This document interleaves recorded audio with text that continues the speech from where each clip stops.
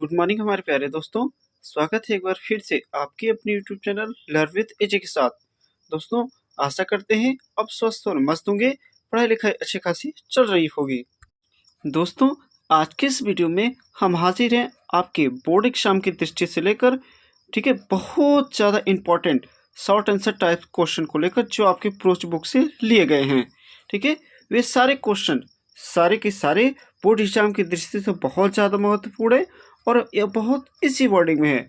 एक एक क्वेश्चन को हम एक एक आंसर के साथ और एक एक लाइन बाय लाइन देखते हुए चलेंगे। वीडियो को शुरू करने से पहले मैं आपको ये बता दूं कि मैंने अपने चैनल पे आपके बोर्ड एग्जाम की दृष्टि से सबसे ज़्यादा महत्वपूर्ण सेक्शन बी और सेक्शन सी, जिसमें सेक्शन बी में मैंने कुछ आर्टिकल तथा लेटर को मैंने बताया है, तथा सेक्शन सी में मैंने पूरे ग्रामर पोर्शन को कवर किया है, जैसे homophones, active passive, direct indirect और ट्रांसफॉर्मेशन, डिग्री, सारी बातों को मैंने उसमें कवर किया है। अगर आपने उस वीडियो को नहीं देखा है तो सबसे पहले मेरे चैनल पर जाइए और वीडियो सेक्शन में आपको मिल जाएगा, नहीं तो मैं इस वीडियो के डिस्क्रिप्शन बॉक्स में उसका लिंक दे दूंगा, आप वहां से भी देख सकते हैं। चलिए, ज़्यादा देर न करते शुरू करते हैं आज के अपने इस वीडियो को। वीडियो को शुरू करने से पहले मैं अपने उन सभी दोस्तों से एक छोटा सा निवेदन करना चाहता हूं कि यदि आप मेरे चैनल पर नए आए हैं तो सबसे पहले हमारे चैनल को लाइक, ज़्यादा से ज़्यादा अपने दोस्तों तक शेयर करें ताकि उन्हें भी इस वीडियो का लाभ मिल सके, और मेरे चैनल को सब्सक्राइब जरूर कर लें। सब्सक्राइब करने के साथ साथ बेल आइकन को जरूर दबा दें ताकि हमारे आने वाले वीडियो का नोटिफिकेशन सबसे पहले आपके पास पहुंचता रहे। चलिए, अब शुरू करते हैं अपने वीडियो को और देखेंगे सबसे पहला क्वेश्चन। पहला क्वेश्चन क्या है दोस्तों, देखिए, पूछ रहा है what was the bulletin board. क्या what was the bulletin board, इसका मतलब बुलेटिन बोर्ड क्या था, how was it important, bulletin board क्या था और यह कितना महत्वपूर्ण था। आइए अब इसके आंसर को हम देखते हैं। दोस्तों, ध्यान से देखिएगा, the bulletin board was the centre of the bulletin board was the centre of information near the town hall, यानी बुलेटिन बोर्ड टाउन हॉल के पास सूचना का केंद्र था। क्या, the bulletin board was the centre of information near the town hall, bulletin board सूचना का केंद्र हुआ करता था, यानी बुलेटिन बोर्ड टाउन हॉल के पास सूचना का केंद्र हुआ करता था। ठीक है, ऑल द मतलब सभी प्रकार के न्यूज में समाचार हैड कम फ्रॉम आया करते थे the bulletin board means bulletin board से, for the last 2 year means पिछले 2 साल के, यानी पिछले 2 साल के सभी समाचार बुलेटिन बोर्ड से प्राप्त हुआ करते थे। एज मीन्स जैसा कि द लास्ट बैटल मीन्स हारे हुए युद्ध, dropped the order of the commanding officer और कमांडिंग ऑफिसर के आदेश, ऑफिसर एटसेट्रा, यानी ये सब चीज़ें आया प्राप्त होती थी। इट वॉज सो इम्पोर्टेंट, इसलिए बहुत ज़्यादा जरूरी था, ये बहुत ज़्यादा महत्वपूर्ण था। आइए एक बात देखते फिर से देखते हैं क्या है दोस्तों, ध्यान से देखिएगा। All bulletin board the bulletin board was the center of the information near the town hall, bulletin board town hall के पास सूचना का केंद्र हुआ करता था। All the news had come from the bulletin board for the last 2 years, ठीक है, सभी प्रकार की सूचनाएं पिछले 2 साल से उस बुलेटिन बोर्ड से प्राप्त होती थी। एज द लॉस्ट बैटल, जैसा कि हारे हुए युद्ध, the dropped the order of the commanding officer के आदेश, और बहुत सारी चीज़ें। सो मिस, इसलिए इट वाज इम्पोर्टेंट, यह महत्वपूर्ण था। ठीक है दोस्तों, ये हमारा पहला क्वेश्चन था। आइए चलते हैं दूसरे क्वेश्चन की तरफ। दूसरा क्वेश्चन हमारा है what did हैमल say about the French language, what did mister हैमल say about the French language, mister हैमल ने फ्रेंच लैंग्वेज के बारे में क्या कहा। तो इसका आंसर है, उन्होंने कहा था ही कॉल्ड, उन्होंने कहा था French the most beautiful language in the world, French language संसार की सबसे सुंदर भाषाओं में से एक है, या संसार की सबसे सुंदर भाषा है। और क्या कहा था उन्होंने, देखिए, इन द वर्ल्ड, ये तो इतना हो गया था। ही सेड, उन्होंने कहा दैट मीन्स की इट वाज द क्लियरेस्ट, यह स्पष्ट, एंड द मोस्ट, और सबसे ज़्यादा लॉजिकल मीन्स तार्किक, लैंग्वेज मीन्स भाषा है। उन्होंने कहा था यह सबसे ज़्यादा स्पष्ट और तार्किक भाषाओं में से एक है। फिर से देखिए, he called French language the most beautiful language in the world, उन्होंने संसार में फ्रेंच लैंग्वेज को सबसे सुंदर कहा। ही सेड, उन्होंने कहा, दैट मीन्स की इट वॉज द क्लियरेस्ट, यह स्पष्ट, and the most logical language, यह क्या है, सबसे स्पष्ट और तार्किक भाषाओं में से एक है, या ये सबसे स्पष्ट और तार्किक भाषा है। आइए दोस्तों अब तीसरे क्वेश्चन को देखते हैं। इसमें तीसरा क्वेश्चन बोल रहा है, how did French feeling, French का अनुभव कैसा था या फ्रेंच कैसा महसूस करता था अबाउट मिस के बारे में doctor mister हैमल and school change, और स्कूल के मिस्टर हैमल और स्कूल के बदलाव के बारे में। How did French feeling, French का कैसा अनुभव करता था अबाउट मिस के बारे में मिस्टर हैमल और स्कूल चेंज यानी स्कूल बदले हुए स्कूल के बारे में, यानी फ्रेंच मिस्टर हैमल तथा बदले हुए स्कूल के बारे में कैसा महसूस ये करता था। आइए इसके आंसर को देखते हैं हम लोग। देखिए दोस्तों, फ्रेंच वर्ड शॉक, फ्रेंच क्या हो गया, आश्चर्यचकित हो गया। व्हेन मिस, जब ही हियर दैट, उसने यह सुना कि mister हैमल was living the school for ever, miss हमेशा के लिए। फ्रेंच यह शॉक हो गया या आश्चर्यचकित हो गया जब उसने यह सुना कि मिस्टर हैमल स्कूल को हमेशा के लिए छोड़ रहे हैं। हिज फीलिंग मिस, उसकी भावनाएं, नाउ चेंज मिस बदल गई, टुगेदर मिस इसके साथ, ठीक है, यानी इसके साथ ही उसकी भावनाएं भी क्या हो गई, बदल गई। ही कॉज्ड हिमसेल्फ, वह स्वयं को कोसने लगा, फॉर नॉट लर्निंग मिस, किसी चीज़ों को न सीखने के लिए, हिज लेसन मिस अपने पार्ट को, यानी वह अपने स्वयं के पार्ट को न सीखने के लिए खुद को क्या करने लगा, बोलने लगा, कोसने लगा। ही फॉरगेट, वह भूल गया, ऑल अबाउट मिस के बारे में, मिस्टर हैमल्स रूलर, उनके stick and his cranky nature, और उनके रूखे व्यवहार के बारे में, यानी वो फॉरगेट मिस भूल गया मिस्टर हैमल के स्टिक जो क्या करते थे, ब्रेंच पे पटकते थे वो, और उनके रूखेपन के व्यवहार को उससे क्या कर गया, सब भूल गया। ध्यान से देखिएगा एक बार फिर से क्या कर रहा है। फ्रेंच वॉज शॉक, फ्रेंच क्या हो गया, आश्चर्यचकित हो गया। व्हेन मिस, जब ही हियर दैट, उसने सुना कि mister हैमल was living the school for ever, mister हैमल हमेशा के लिए स्कूल को छोड़ रहे हैं।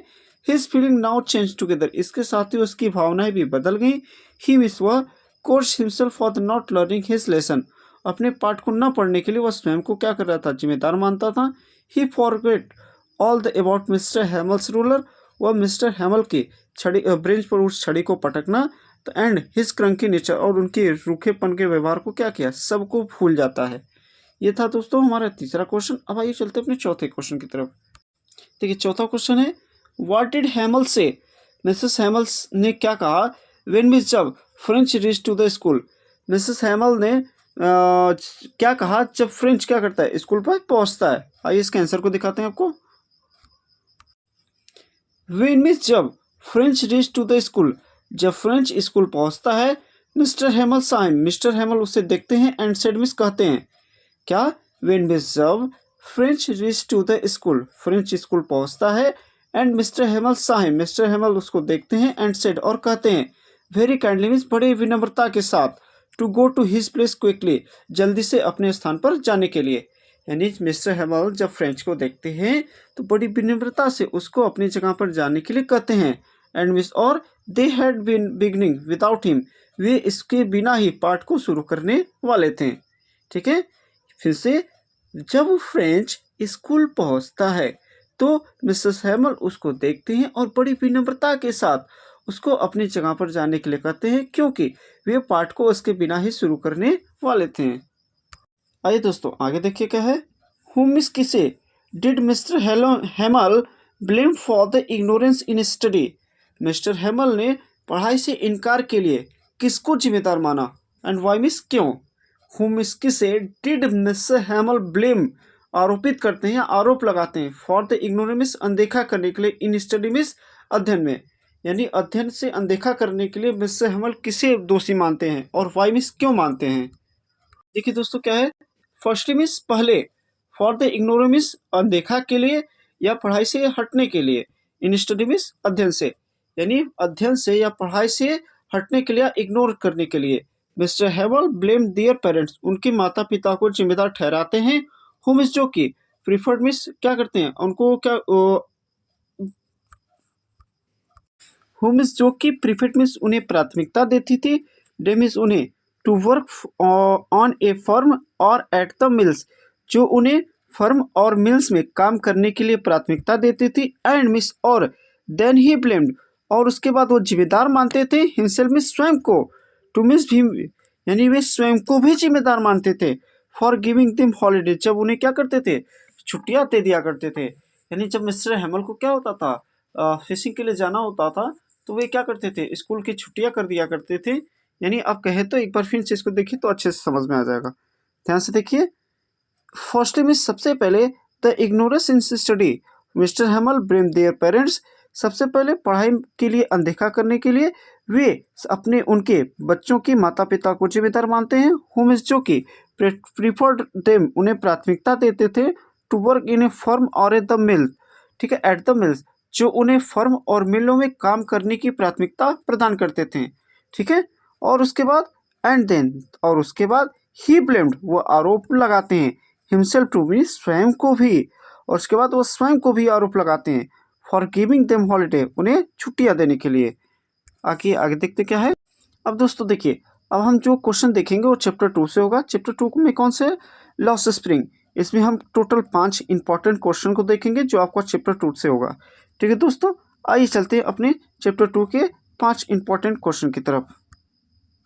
हमारा छठा क्वेश्चन है दोस्तों, वाई मिस क्यों did Anees Jung ask Saheb about the school, Anees Jung Saheb से स्कूल के बारे में क्यों पूछती हैं, what was its impact on Saheb, और साहब पर इसका प्रभाव क्या पड़ता है। एनिस जंग साहेब से स्कूल के बारे में क्यों पूछती हैं और इसका प्रभाव साहेब पर क्या पड़ता है। आइए इसके आंसर को देखते हैं। देखिए दोस्तों, आंसर क्या है, Anees Jung ask Saheb about the school, Anees Jung Saheb से स्कूल के बारे में पूछती हैं, बिकॉज मीन्स क्योंकि, सी वांटेड टू नो, वह जानना चाहती थी, अबाउट द इंटेंशन मीन्स इरादे को, ऑफ साहब रिगार्डिंग स्टडी, क्योंकि वह साहब की पढ़ाई के प्रति रुचि के बारे में जानना चाहती थी। At the author offer Saheb immediately got ready to join the school, जब ऑथर यानी लेखक ने साहब को स्कूल का प्रस्ताव दिया तो वे तुरंत स्कूल ज्वाइन करने के लिए तैयार हो जाता है। थ्रू द ऑथर, इस तरह से, ऑफर हिम नॉट सीरियसली, इसलिए बिना सीरियस हुए वे क्या करती हैं, साहेब को स्कूल के लिए प्रस्ताव देती हैं। आगे क्या है देखिए, आगे क्या है दोस्तों हमारा सातवां क्वेश्चन, वाई मिस क्यों did Saheb and other rag pickers, और कूड़ा बीनने वाले rag pickers not wear chappal, चप्पल नहीं पहनते थे। फिर से देखिए, वाई मिस क्यों did Saheb and other miss अन्य रैक पिकर्स मिस कूड़ा बीनने वाले, नॉट वियर चप्पल, चप्पल नहीं पहनते थे। व्हाट एक्सक्यूज, उन्होंने इसके पीछे का कारण क्या दिया, did they gave for it, इसके बारे में उन्होंने क्या बताया, या कहें तो साहेब और अन्य कूड़ा बीनने वाले चप्पल क्यों नहीं पहनते थे और इसके पीछे उन्होंने क्या कारण बताया। आइए इसका आंसर देखते हैं दोस्तों, ध्यान से देखिएगा।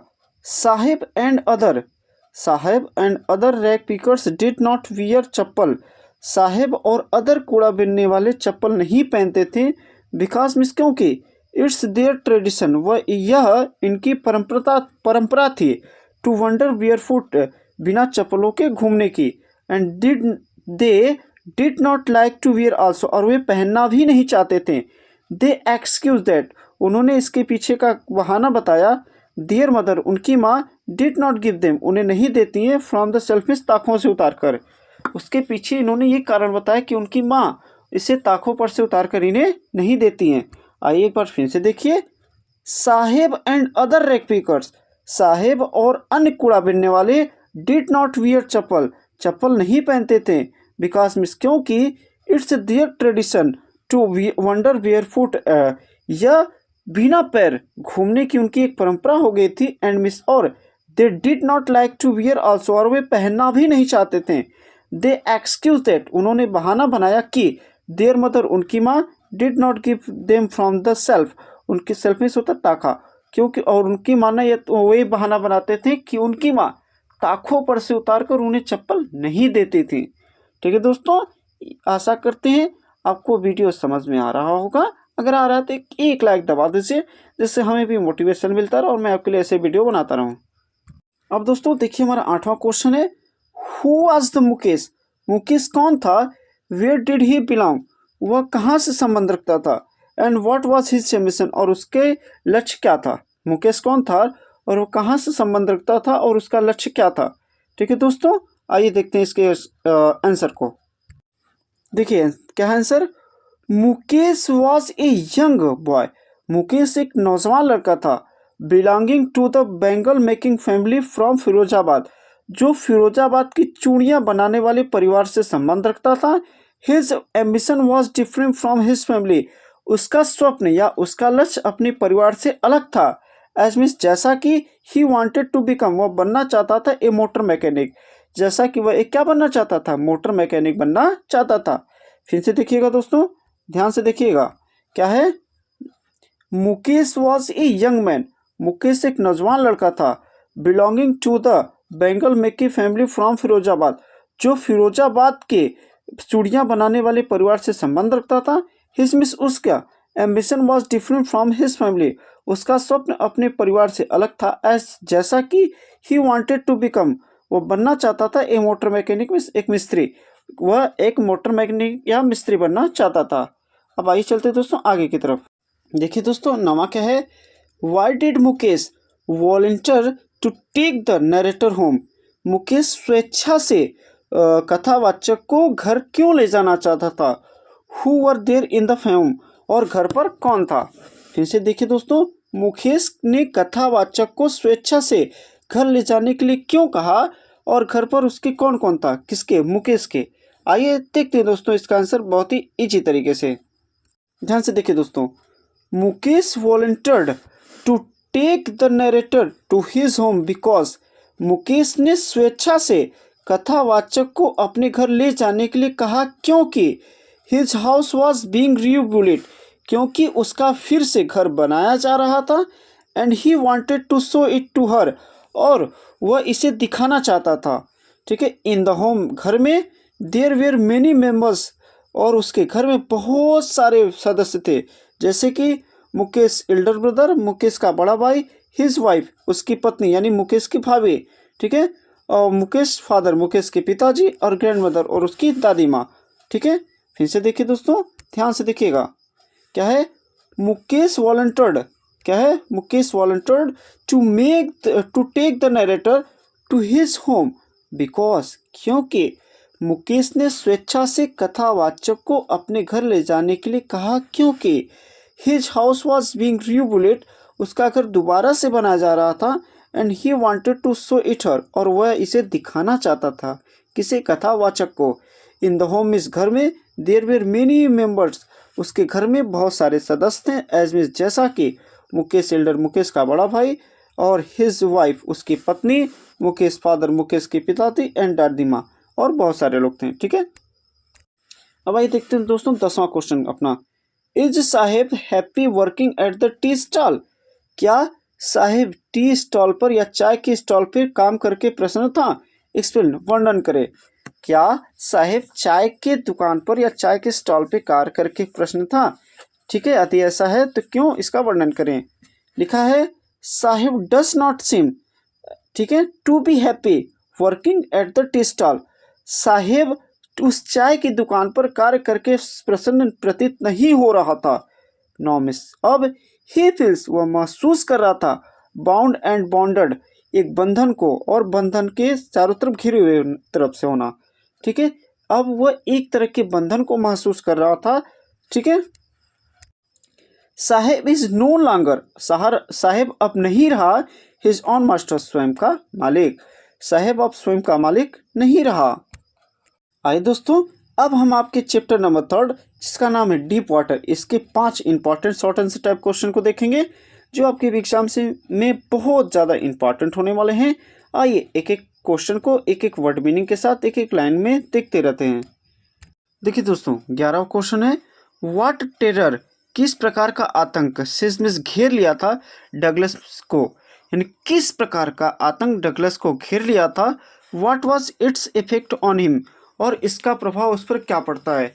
यानी किस प्रकार का आतंक डगलस को घेरा था और इसका प्रभाव किस प्रकार से उस पर पड़ता है।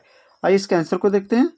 देखिए दोस्तों, द टेरर ऑफ वाटर यानी पानी का आतंक से इसमें क्या हुआ था, घेर लिया था या जकड़ लिया था डगलस को, यानी पानी का आतंक डगलस को जकड़ लिया था। He was affected deeply from it, वह इससे गंभीर रूप से क्या थे, प्रभावित हुए थे। एज ही, जैसा कि escape from water for a long time, जैसा कि वह पानी से बहुत लंबे समय तक क्या किए थे, डरे हुए थे। बट मिस, लेकिन later due to his will power, लेकिन अपनी इच्छा शक्ति के अनुसार कारण ही वोन हिज फियर, और डर से जीत जाते हैं। ऑफ वाटर मिस, पानी के, लेकिन अपनी इच्छा शक्ति के अनुसार वह पानी के डर से क्या होते हैं, जीत जाते हैं। अब आइए को देखते हैं अगले क्वेश्चन को। अगला क्वेश्चन हमारा, व्हेन मिस, जब did the writer join the YMCA, जब राइटर ने YMCA को क्या किया, उसमें अपना एडमिशन लिया, उसे जोड़ा। The what was the opportunity did it offer, तो ये किस प्रकार के अवसर प्रदान किया। जब राइटर या लेखक YMCA पूल को ज्वाइन करते हैं तो ये किस प्रकार के ऑफर उसे प्रदान करते हैं। आइए देखते हैं। ही वॉज 10 और 11 ईयर ओल्ड, यह मात्र केवल 10 या 11 साल के थे। When was, जब ही ज्वाइन द YMCA पूल, वह YMCA पूल को ज्वाइन करते हैं। वह मात्र 10 या 11 साल के थे जब वह YMCA पूल को ज्वाइन करते हैं। इट ऑफर, यह प्रदान करता था। एन अपॉर्चुनिटी मीन्स, एक अवसर को। टू लर्न टू स्विम, तैराकी सीखने का, यह उन्हें एक तैराकी सीखने का अवसर प्रदान करता था। अगला क्वेश्चन है, व्हाट मीन्स, क्या डिड डगलस डू, डगलस किया करते थे। इनसाइड मीन्स, के अंदर। In the water to save his life, अपने जीवन को बचाने के लिए, यानी पानी के अंदर डगलस अपने जीवन को बचाने के लिए क्या किया करते थे। ठीक है, क्वेश्चन समझ में आ गया। आइए चलते हैं इसके आंसर की तरफ। देखिए आंसर क्या है, इनसाइड द वाटर यानी पानी के अंदर, Douglas made the strategy, Douglas ने एक रणनीति बनाई। टू हिट द बॉटम, तली के ऊपर क्या करने के लिए, हिट करने के लिए, मारने की। मेक ए बिग जंप, और एक उछाल लेने की। कम टू द सरफेस, और सतह पर आने की। क्या पानी के अंदर डगलस ने एक रणनीति बनाई कि वह तली को क्या करेंगे, हिट करेंगे और उस पर मारेंगे अपने पैरों से। मेक ए बिग जंप, जिससे वह क्या करेंगे, ऊपर उछलेंगे। कम टू द सरफेस, और सतह पर आ जाएंगे। लाइफ फ्लैट ऑन इट, और उसकी सतह पर क्या करेंगे, पड़े रहेंगे। एंड पेडल मीन्स, छपछपाएंगे। ठीक है, to the edge of the pool, और पानी की किनारे पर आने के लिए क्या करेंगे, पानी को काटेंगे या छपछपाएंगे।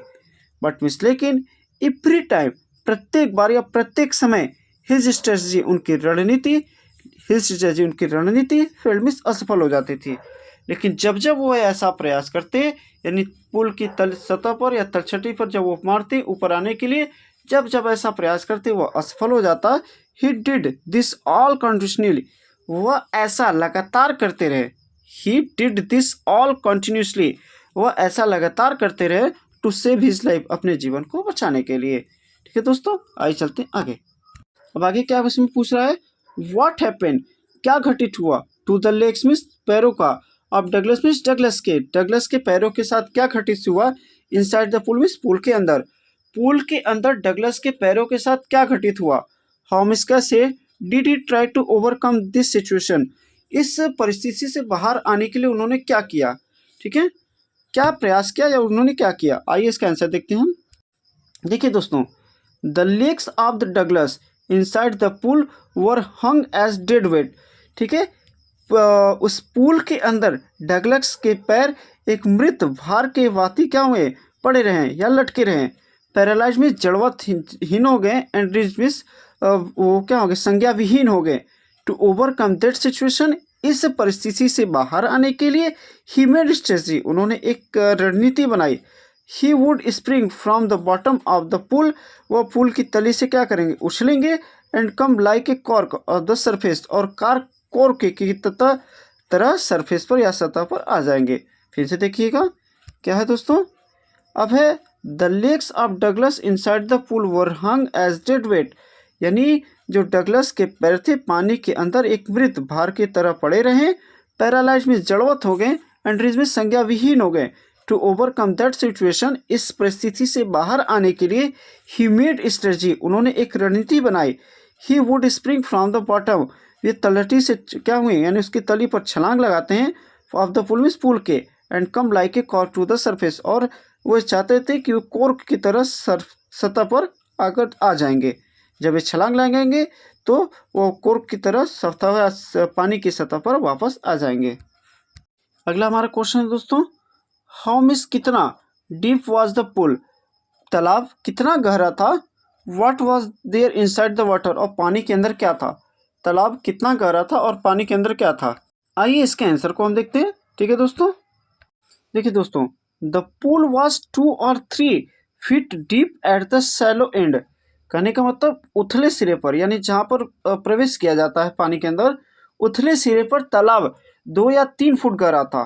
ठीक है, and while it was 9 feet deep at the other, और दूसरी सतह पर या दूसरे छोर पर यह 9 फुट गहरा था।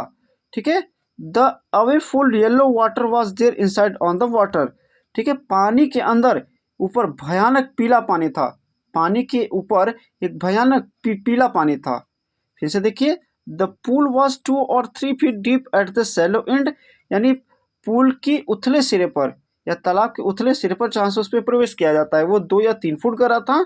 And while it was 9 feet deep at the other, और दूसरी साइड या दूसरी तरफ ये 9 फीट गहरा था। The awful yellow water was there inside on the water, और पानी के क्या था, पानी के अंदर एक भयानक पीला पानी था। ठीक है, ये दोस्तों आगे चलिए आगे देखते हैं। आइए दोस्तों, अब हम देखेंगे आपका चैप्टर नंबर 4। चैप्टर नंबर 4 कौन है, द रेड ट्रैप। इसके हम 5 इंपॉर्टेंट क्वेश्चन आंसर को देखेंगे जो शॉर्ट आंसर टाइप है और एग्जाम की आपकी दृष्टि से बहुत ज़्यादा है, महत्वपूर्ण है। इसको आप ध्यान से देखिएगा, एक दो बार देखने के बाद आपको वैसे समझ में आ जाएगा। दोबारा इसे आप पढ़ने या रटने की कोई ज़रूरत आपको नहीं है। आइए चलते हैं अपने क्वेश्चन की तरफ। क्या है क्वेश्चन दोस्तों 16, who was the rat trap seller. चूहेदानी बेचने वाला कौन था। रेड ट्रैप सेलर में होता है चूहेदानी बेचने वाला। How did he make them, और वह इन्हें कैसे बनाता था। जो चूहेदानी होता था ना, उन्हें कैसे बनाता था। Who was the rat trap seller, red trap seller कौन था। How did he make them, वह इन्हें कैसे बनाता था। आइए इसके आंसर को हम बता देते हैं आपको। देखिए दोस्तों, the rat trap seller was a vagabond. Red trap seller एक आवारा आदमी था, ये घुमक्कड़ व्यक्ति था। क्या, red trap seller was a vagabond. Red trap seller एक घुमक्कड़ व्यक्ति था। हुम जो कि went around selling small red traps of wire, जो तार के छोटे चूहेदानी बेचता था, जो कि तार के बने हुए छोटे चूहेदानी को बेचा करता था। He made them from the material, he made them from the material got by the begging in the stores or at the big farms।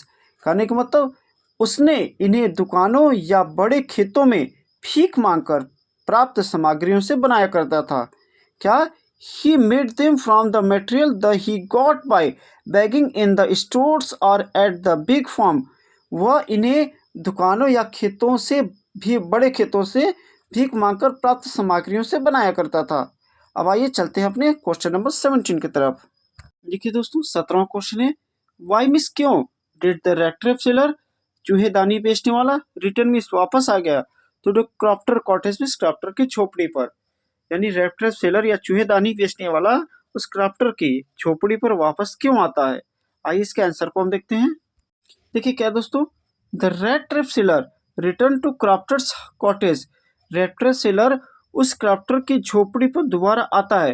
Because means क्योंकि ही हैड प्लान, उसने एक योजना बनाई हुई थी टू स्टील मीन्स चुराने का 30 क्रोनोट्स, उस 30 क्रोनोट्स को। रेड ट्रैप सेलर क्राफ्टर की झोपड़ी पर दोबारा इसलिए आता है क्योंकि उसने एक योजना बनाई थी कि उस 30 क्रोनोट को चुरा लिया जाए। विच मीन्स जो कि the crafter show him last night, जिसे क्राफ्टर ने पिछली रात को उसे दिखाया था। And he stole that money successfully, और वह सफलतापूर्वक या आसानी से उस पैसे को चुरा लेता है। रेड ट्रैप सेलर उस झोपड़ी के पास दोबारा इसलिए आता है क्योंकि उसने उस क्रोनोस को चुराने का एक योजना बनाया था जिसे क्राफ्टर ने पिछली रात उसे दिखाया था, और वह बड़ी सफलतापूर्वक उस पैसे को चुरा लेता है।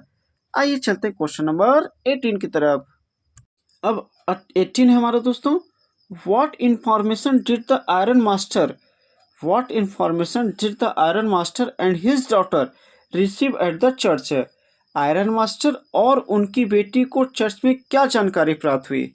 What information did the iron master and his daughter receive at the church. Iron master और उनकी बेटी को चर्च पर क्या सूचनाएं प्राप्त हुई। आइए इसकी आंसर को देखते हैं। आंसर इसका दोस्तों, एट द चर्च, चर्च में the iron master and his daughter, iron master और उसकी बेटी, कम टू नो, को यह पता चला कि दैट मीन्स की one of the old crofter of the iron workers, ये फिर से देखिए, the at the church, church में the iron master and his daughter come to know, और उसकी बेटी, आयरन मास्टर और उसकी बेटी को यह पता चलता है दैट मीन्स की one of the old crofter of the iron workers, कि आयरन वर्क्स के पुराने क्राफ्टर में से, ठीक है, हैड बीन रोब्ड मिस लूटा गया है, बाय ए मैन मिस एक आदमी को, हु मिस जो कि went around selling red traps, जो चूहेदानी को बेचा करता था। यानी एक क्राफ्टर को एक व्यक्ति द्वारा लूट लिया गया है जो चूहेदानी बेचाता है। ठीक है, क्या है दोस्तों, आगे देखते हैं। What Christmas present did Edla receive from the peddler. What Christmas present did Edla receive from the peddler. Edla को फेरी वाले से कौन सा क्रिसमस उपहार मिला। Why did he give a little cry of joy. उसने खुशी से हल्की सी चीख क्यों निकाली। क्या एडला को फेरी वाले से कौन सा क्रिसमस उपहार मिला, उसने हल्की सी, यानी उसने खुशी से हल्की सी चीख क्यों निकाली या उसी खुशी से क्यों चिल्लाई। आइए इसके आंसर को देखते हैं। Edla receive a little package as a Christmas present. Edla को फेरी वाले से क्रिसमस उपहार के रूप में एक छोटा पैकेज मिला। ठीक है, फ्रॉम द पेडलर मीन्स फेरी वाले के। ठीक है, फ्रॉम द पेडलर मीन्स फेरी वाले के। She give a little cry of joy. वह खुशी से रोने लगी। बिकॉज मीन्स क्योंकि इन दैट पैकेज, उससे वह क्योंकि वह रोने लगी क्योंकि इस पैकेज में she found a small rat trap, उसे एक छोटी चूहेदानी मिलता है। ठीक है, लेट 3 रिंकल मीन्स मुड़े हुए 10 क्रोनोर नोट्स, जिसमें 3 मुड़े हुए क्रोनोट्स नोट्स पड़े हुए थे। And later for mister एडला Williamson, और उस पर एक एडला विलियमसन के नाम का एक पत्र मिला। ठीक है, फिर से देखिए। Edla receive a little package as a Christmas present from the peddler. Edla को एक क्रिसमस उपहार के रूप में एक गिफ्ट मिलता है। ठीक है, सी गेव ए लिटिल क्राई, वह खुशी जॉय, वह प्रसन्नता से क्या करती है, चिल्ला उठती है या रो पड़ती है। बिकॉज मीन्स क्योंकि इन दैट पैकेज, उस पॉकेट में she found a small rat trap, एक छोटा चूहेदानी पाती है। लेट मीन्स जिसमें पड़ा हुआ था। 3 रिंकल मीन्स 3 मुड़े हुए।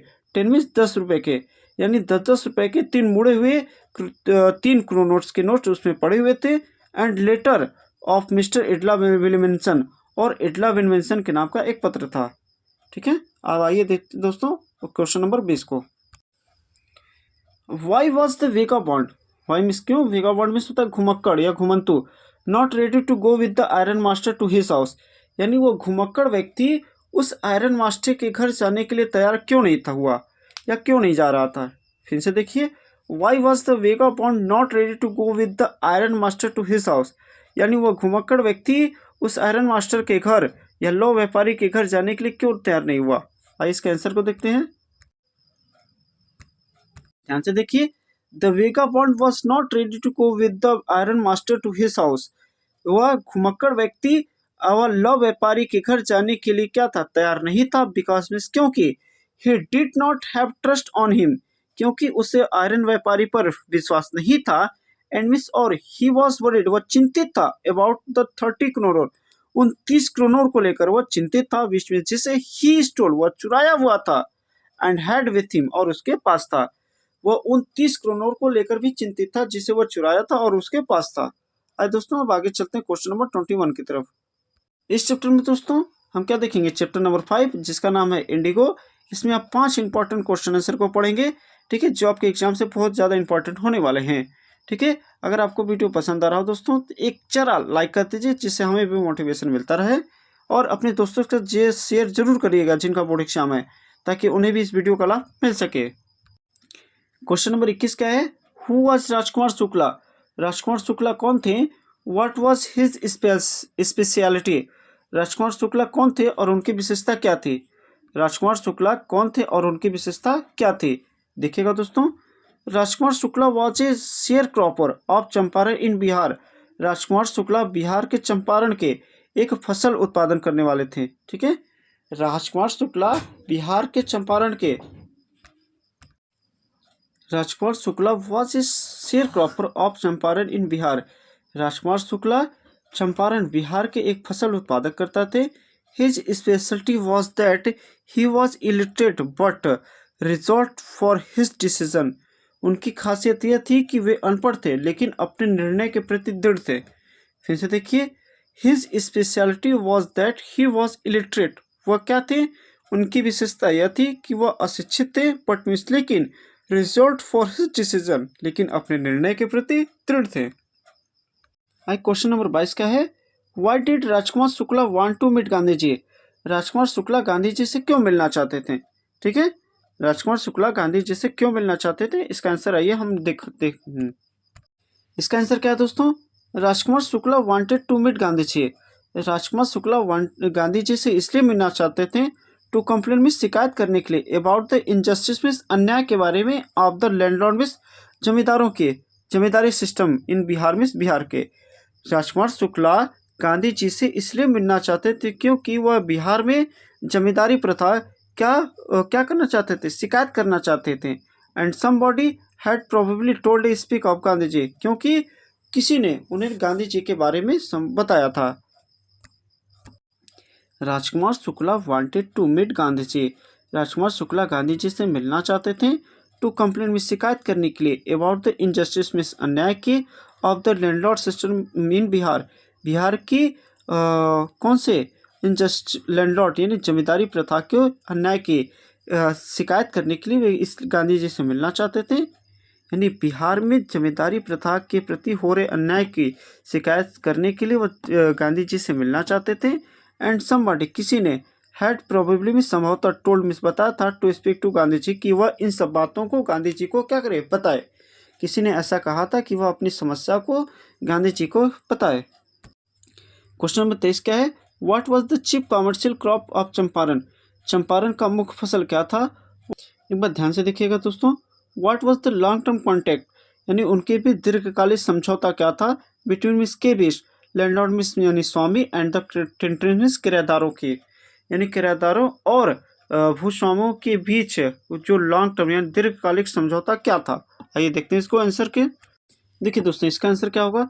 Indigo was the chief commercial crop in Champaran, यानी नील की खेती चंपारण की मुख्य फसलों हुआ करती थी। द कॉन्ट्रैक्ट मिस प्रस्ताव वॉज मिस था द इंडियन फार्मर मिस भारतीय किसानों के बीच वर टू ग्रो मिस उगाएंगे इंडिगो मिस नील की खेती को of 50% 15% of their land means अपनी भूमि पर and return all the indigo और सारी नील की खेती को वापस करेंगे after the harvest as tax means एक कर के रूप में। ठीक है, अपनी जमीन के 15% पर नील की खेती करेंगे और उसको सारा एक टैक्स के रूप में वापस करेंगे। फिर से देखिए, Indigo was the chief commercial crop in Champaran, यानी चंपारण की मुख्य फसल क्या थी? इंडिगो थी। ठीक है, द इंडिगो में नील की खेती। The contract was the Indian farmer, और भारतीय किसानों के बीच यह क्या था? प्रस्ताव था were to grow the indigo on 15% of their land, ये अपनी भूमि पर लगभग 15% जमीनों पर इंडिगो की खेती करेंगे। And all the return indigo after the harvest as tax, और फसल उत्पन्न होने के बाद उन सारे इंडिगो को टैक्स के रूप में वापस कर देंगे। देखिए दोस्तों, अब क्वेश्चन नंबर 24 क्या कहता है? What did Gandhi ji do for the overall development of Champaran? कहने का मतलब गांधी ने चंपारण के समग्र विकास के लिए क्या किया? What did Gandhi ji do for the overall development of Champaran? Gandhi ji ने चंपारण के समग्र विकास के लिए क्या किया? आइए इसके आंसर को देखते हैं। For the overall development of Champaran, Champaran की समग्र विकास के लिए Gandhi ji did a lot, Gandhi ji ने बहुत कुछ किया। He arrange volunteers, doctors, teachers for service, उन्होंने सेवाओं के लिए स्वयंसेवकों, डॉक्टरों और शिक्षकों की व्यवस्था की। School hospital were opened, school अस्पताल खोले गए। Medicine were arrange and many day to day problems were solve, दवाइयों की व्यवस्था की गई और दिन प्रतिदिन की कई समस्याओं का समाधान किया गया। फिर से देखिए दोस्तों, क्या है? For overall development of the Champaran Gandhi ji did a lot. Champaran के समग्र विकास के लिए गांधी जी ने बहुत कुछ किया। He arrange volunteers doctors teacher for service. उन्होंने सेवाओं के लिए स्वयंसेवकों डॉक्टरों तथा शिक्षकों की व्यवस्था की। School hospital were opened. School अस्पताल खोले गए। Medicine were arrange and many day to day problems were solve. दवाइयों की व्यवस्था की गई और दिन प्रतिदिन की कई समस्याओं को समाधान किया गया। आइए आज की इस अपनी वीडियो को लास्ट क्वेश्चन की तरफ चलते हैं। हमारा लास्ट क्वेश्चन क्या है? व्हाई डिड गांधी जी, ठीक है, यहाँ डिड रहेगा, ठीक है, why did Gandhi ji agree to a settlement of 25% refund to the farmer. Gandhi ji किसानों की 25% वापसी के समझौते पर क्यों सहमत हुए? वाई डिड, डी आई रहेगा, एल नहीं रहेगा यहाँ। Why did Gandhi ji agree to a settlement of 25% refund to the farmer. Gandhi ji किसानों को 25% वापसी के समझौते पर क्यों सहमत हुए? आइए इसके आंसर को देखते हैं। देखिए दोस्तों, क्या करा हमारा, ध्यान से देखिएगा। The British landlord agree to make refund to the peasant. British जमींदार किसानों को धन वापस करने के लिए सहमत हो गए। Gandhi ji agree to the settlement of 25% refund to the farmer. Gandhi ji किसानों की 25% वापसी के समझौते पर सहमत हो गए। बिकॉज मीन्स क्योंकि for him the amount of the money was not so important. क्योंकि उनके लिए धन की राशि इतनी महत्वपूर्ण नहीं थी एज द, जितना कि taken victory of the pageants, किसानों की सांकेतिक जीत की। आइए एक बार ध्यान से इसको फिर से देखेंगे। The British landlords agree to make refunds to the peasants. British जमींदार किसानों को धन वापस करने के लिए सहमत हो गए। Gandhi ji agree to the settlement of 25% refund to the farmers. Gandhi ji किसानों को 25% वापसी के समझौते पर सहमत हुए। क्योंकि बिकॉज मीन्स क्योंकि फॉर हिम मीन्स उनके लिए the amount of the money was not so important. क्योंकि उनके लिए धन की राशि इतनी महत्वपूर्ण नहीं थी एज मीन्स जितना कि the taken victory of the pageants means किसानों की सांकेतिक जीत की। दोस्तों आज का ये हमारा वीडियो समाप्त होता है। आइए चलते हैं कुछ मोटिवेशनल कोट्स की तरफ। क्या हमारा मोटिवेशनल कोट्स है दोस्तों? अभी तो असली मंजिल पाना बाकी है। अभी तो असली मंजिल पाना बाकी है। अभी तो इरादों का इम्तिहान बाकी है। अभी तो असली मंजिल पाना बाकी है। अभी तो इरादों का इम्तिहान बाकी है। अभी तो तौली है मुट्ठी भर जमीन। अभी तो तौली है मुट्ठी भर जमीन। अभी तो तौलना आसमान बाकी है। करने का मतलब दोस्तों, आपके बोर्ड एग्जाम में बहुत गिने चुने नाम मात्र के 2-4 दिन बच गए हैं। आप लग जाइएगा। मेरी आशा तथा उम्मीद है आप अच्छे नंबर लाएंगे। दोस्तों अगर ये हमारा वीडियो आपको अच्छा लगा हो तो इस वीडियो को ज़्यादा से ज़्यादा लाइक अपने दोस्तों तक शेयर करता जरूर करें ताकि उन्हें भी इस वीडियो का लाभ मिल सके। और इस चैनल को सब्सक्राइब जरूर करें। सब्सक्राइब करने के साथ साथ हमारे बेल आइकन को जरूर दबा देंगे ताकि हमारे आने वाली वीडियो का नोटिफिकेशन आपको सबसे पहले मिलता रहे। चलिए आज की वीडियो में इतना ही। मिलते हैं एक नई वीडियो के साथ, नए टॉपिक के साथ। तब तक के लिए नमस्कार, टाटा, गुड बाय। आप स्वस्थ रहिएगा, मस्त रहिएगा।